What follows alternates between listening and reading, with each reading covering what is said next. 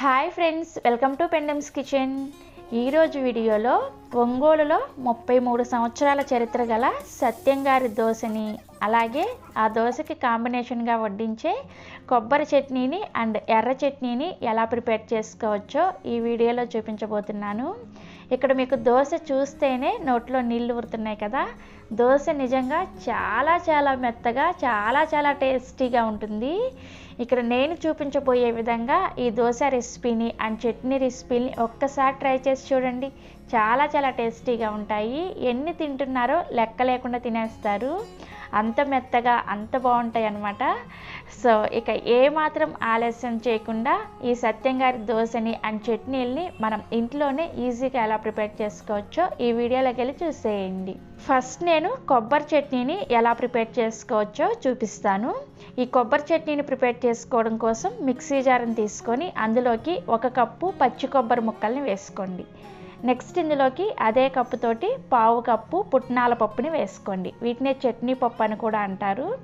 అలాగే ఒక 2 నుంచి 3 టేబుల్ స్పూన్ల వరకు వేయించిన వేరుశనగ పప్పుని వేసుకోండి. నెక్స్ట్ ఇందులోకి 4 నుంచి 5 వరకు పచ్చిమిర్చిని వేసుకోండి. పచ్చిమిర్చి మీరు తినే కారానికి తగ్గట్టుగా వేసుకోవాలి.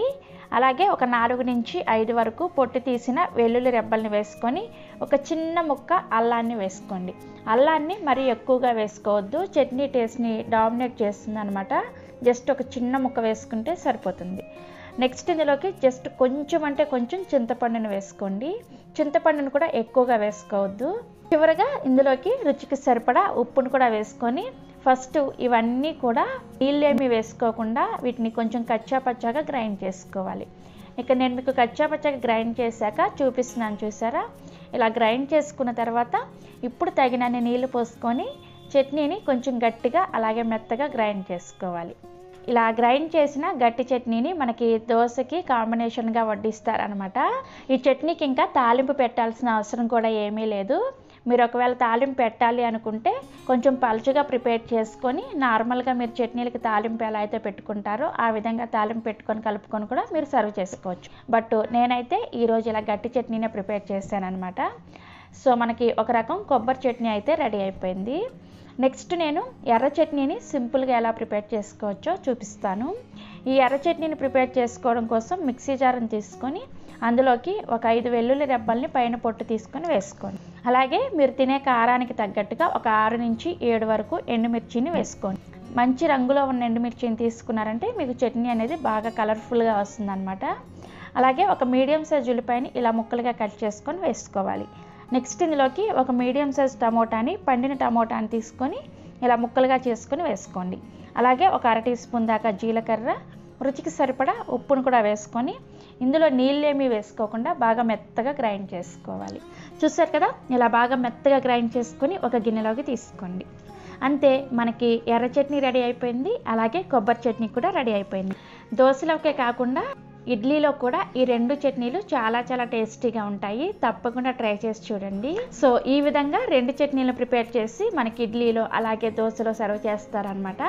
సో మనకి చట్నీలు 2 రెడీ అయిపోయినాయి కదా. ఇప్పుడు సత్యం గారి దోశను వేసుకోవడం కోసం దోశల పిండిని పర్ఫెక్ట్గా ఎలా రెడీ చేసుకోవాలో చూపిస్తాను. ఈ దోశల పిండిని ప్రిపేర్ చేసుకోవడం కోసం ఒక గిన్నెని తీసుకొని అందులోకి 1 కప్పు మినపగుళ్ళని వేసుకోండి.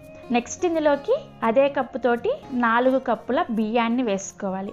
ఇక్కడ మీరు తీసుకునే బియ్యం అనేవి 74 అంటారనమాట. ఆంధ్రాలో అయితే 74 74 అని అంటారు. ఒకవేళ మీకు ఆ 74 అనేవి దొరకకపోతే నార్మల్ సోనా మసూరి బియ్యాన్ని అయినా వేసుకోవచ్చు. ఇలా సోనా మసూరి బియ్యాన్ని 74 వేసుకోవడం వలన మనకి దోశ టేస్ట్ అనేది చేంజ్ అవుతుంది అనమాట. ఈ దోశల పిండి కోసం రేషన్ బియ్యాన్ని వేసుకోకూడదు. సో 74 బియ్యాన్ని కానీ సోనా మసూరి బియ్యాన్ని కానీ 4 కప్పులు వేసుకోవాలి.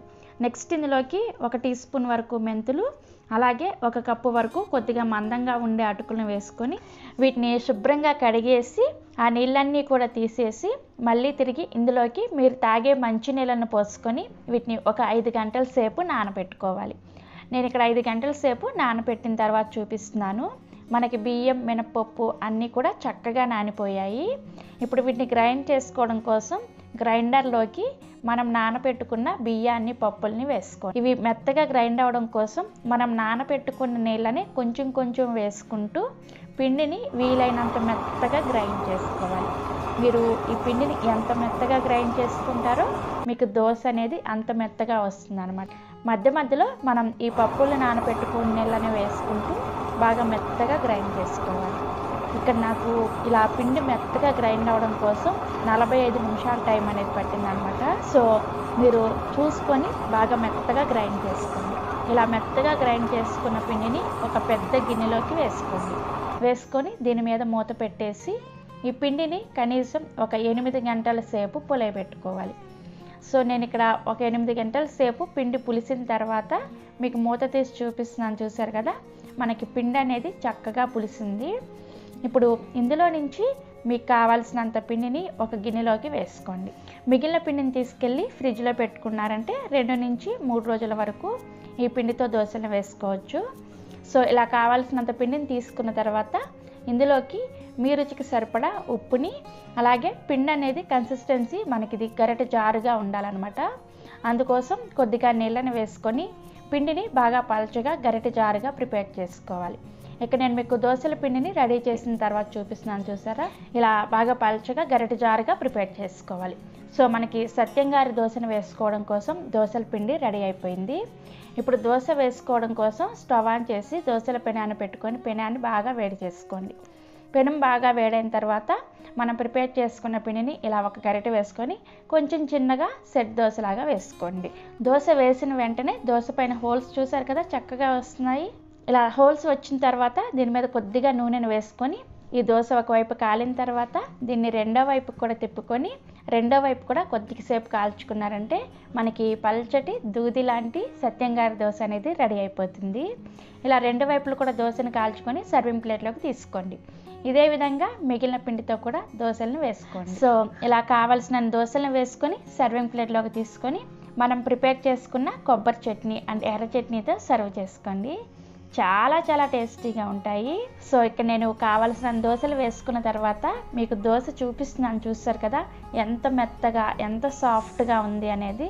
అలా నోట్లో పెట్టుకుంటే చాలు ఇలా కరిగిపోతుంది. మీరు ఎన్ని తిన్నా కానీ గ్యాస్ ట్రబుల్ అనేది కానీ లేదంటే పొట్ట ఫుల్గా అనిపించడం కానీ అస్సలు ఉండదు. చాలా చాలా టేస్టీగా ఉంటుంది. మీరు కూడా తప్పకుండా ఈ 33 సంవత్సరాల చరిత్ర కలిగిన సత్యం గారి దోశని ఒకసారి ట్రై చేసి చూడండి. మీ ఇంట్లో వాళ్ళందరూ కూడా చాలా ఇష్టంగా తింటారు. సో ట్రై చేస్తారు కదా, ట్రై చేసిన తర్వాత టేస్ట్ ఎలా అనిపించిందో కింద కామెంట్ సెక్షన్లో నాతో షేర్ చేసుకోండి. అలాగే ఈ వీడియో మీకు నచ్చితే ఒక లైక్ చేసి మీ ఫ్రెండ్స్కి అండ్ రిలేటివ్స్కి కూడా షేర్ చేయండి. మరిన్ని ఎమ్మీ అండ్ టేస్టీ రెసిపీస్ కోసం పెండెమ్స్ కిచెన్ని సబ్స్క్రైబ్ చేసుకోండి. Thank you.